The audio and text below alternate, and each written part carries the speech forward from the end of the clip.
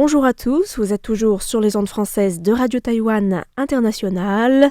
Ici Lisa Dufaux pour vous présenter le décryptage de ce vendredi 13 mars, une émission dans laquelle je vous propose de retrouver une personne que vous avez déjà croisée dans les émissions de RTI et en particulier dans la série de notre ancienne stagiaire Deli Kitayaso sur la terreur blanche et la justice transitionnelle. Deli avait proposé une visite guidée de l'ancienne prison de Jingmei, qui fait aujourd'hui partie du Musée national des droits de l'homme, avec un certain Fred Him San Shin, un ancien détenu originaire de Malaisie qui a passé presque 12 ans derrière les barreaux de 1971 à 1983.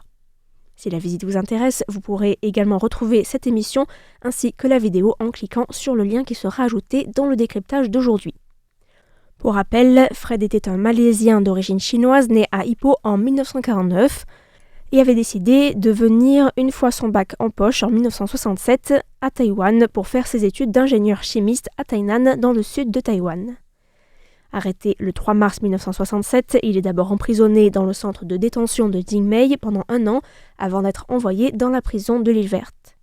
Torturé à de nombreuses reprises au point de faire 3 tentatives de suicide, il a fini par rédiger des aveux complètement fabriqués en expliquant comment il aurait planifié un attentat à Tainan et en déclarant être un membre du Parti communiste de Malaisie, ce dont on l'accusait, venu à Taïwan pour renverser le gouvernement du KMT.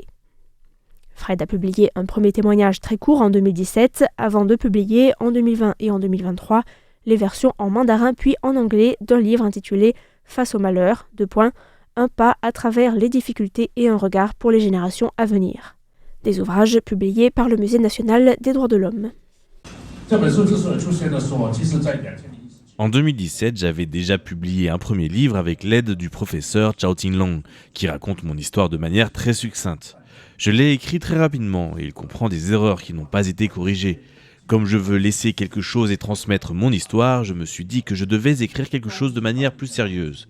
Quelque chose auquel il n'y ait rien à redire. Et entre-temps, j'ai publié 2 livres en anglais avec le soutien du Musée des droits de l'homme.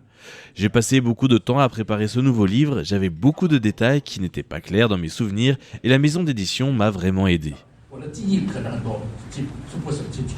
Il y a quelques semaines, Fred était de retour à l'ancienne prison de Jingmei où il organise de temps en temps des visites guidées pour présenter son nouveau livre, fruit d'un long et pénible travail de recherche à travers les archives.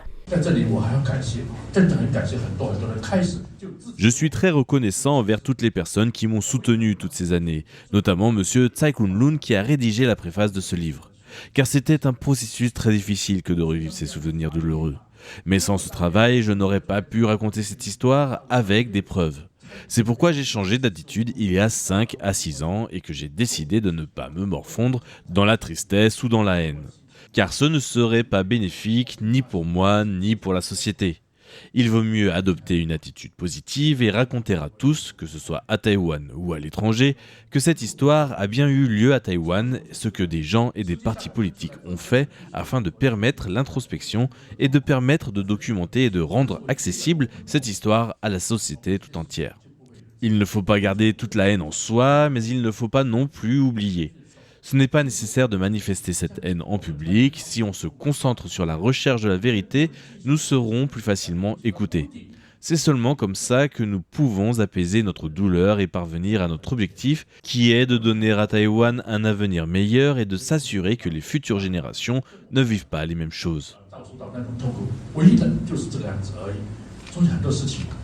Fred a insisté sur le fait qu'il lui avait fallu 8 ans pour être prêt à prendre la parole et parler de son histoire personnelle.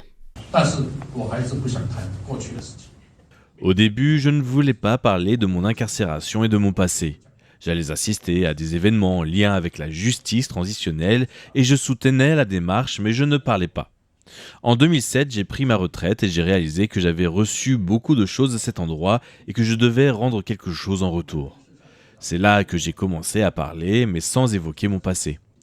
Et un professeur que j'ai rencontré m'a poussé dans cette voie, en me faisant remarquer que j'étais relativement jeune par rapport aux autres victimes de la terreur blanche et que c'était donc important que je prenne la parole. C'était difficile, mais aujourd'hui, je suis énormément reconnaissant.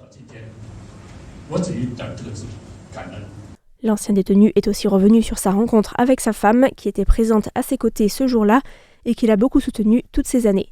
C'était une histoire touchante et l'émotion était palpable lorsque Fred a fait le récit de leur histoire. L'histoire de mon couple a commencé après ma rencontre avec le père de ma future femme, que j'ai connu lorsque j'étais dans le centre de détention après mon transfert depuis la prison de l'île Verte. Lui était un soldat à la retraite qui avait été amené à Taïwan et qui se plaignait beaucoup de l'armée et qui travaillait comme homme à tout faire dans la prison. En entendant mon histoire, il a compris que ce serait difficile pour moi de rentrer en Malaisie. Donc, vers la fin de ma peine, il m'a dit que si je ne pouvais pas rentrer chez moi, j'étais le bienvenu chez lui. En sortant de prison, je me suis rendu à son adresse et j'ai passé une nuit chez lui. Mais il avait 3 jeunes filles et je me suis dit que ce ne serait pas approprié de rester plus longtemps. Donc je suis parti. Mais lors des fêtes, j'allais souvent manger chez lui et c'est moi qui cuisinais pour eux, notamment pour le Nouvel An. Pendant cette période, il y avait toujours des amis, des anciens soldats, et il était très accueillant. Le père était très âgé, donc je me portais toujours volontaire pour l'aider. Ma future femme étudiait alors dans un lycée technique et je l'aidais pour ses devoirs car j'étais fort en maths et en anglais. En 88, je suis retourné en Malaisie pour la première fois et je l'ai amenée avec moi pour la présenter à ma mère qui était encore en vie. J'avais peur d'être arrêté, mais tout s'est bien passé. Mais ma famille pensait que ça ne valait pas la peine de rester en Malaisie et j'avais peur qu'elle se fasse arrêter, donc nous sommes rentrés au bout de 2 mois. Et de retour à Taïwan, comme nous avions passé 2 mois ensemble en Malaisie, on nous a poussés à nous marier et on a fini mariés comme ça, un peu par hasard.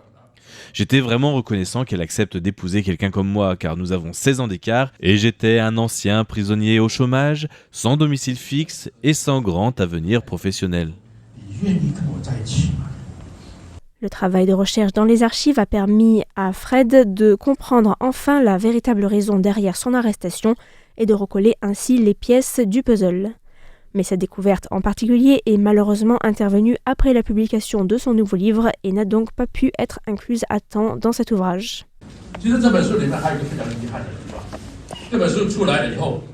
C'est un vrai regret, car j'ai enfin pu savoir pourquoi j'avais été arrêté et que mon arrestation était liée à une personne en particulier. Dans les archives, j'ai trouvé un document qui n'était pas dans mon dossier, mais dont le nom était mentionné dans l'affaire qui me concernait. C'était un camarade qui avait été arrêté 2 semaines avant moi. Et dans la version écrite de ses aveux, il avait indiqué qu'il allait me rejoindre à Taïwan pour faire sauter les bureaux de l'agence de presse américaine de Tainan. Je me suis rendu compte que les documents des archives mentionnaient beaucoup de choses qui ne m'étaient en réalité jamais arrivées. Tout était faux et inventé. Je me demande comment des documents officiels d'un État peuvent être totalement fabriqués de la sorte. Comment ça a pu arriver ? En lisant ces documents, je n'arrivais pas à croire que ça parlait de moi et comment il pouvait y avoir un aussi gros dossier sur moi.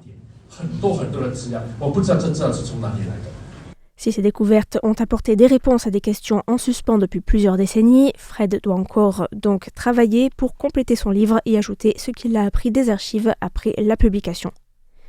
Ainsi s'achève le décryptage de ce vendredi 13 mars qui vous était présenté par Lisa Dufaux. Merci à tous pour votre écoute et à bientôt sur Radio Taïwan International.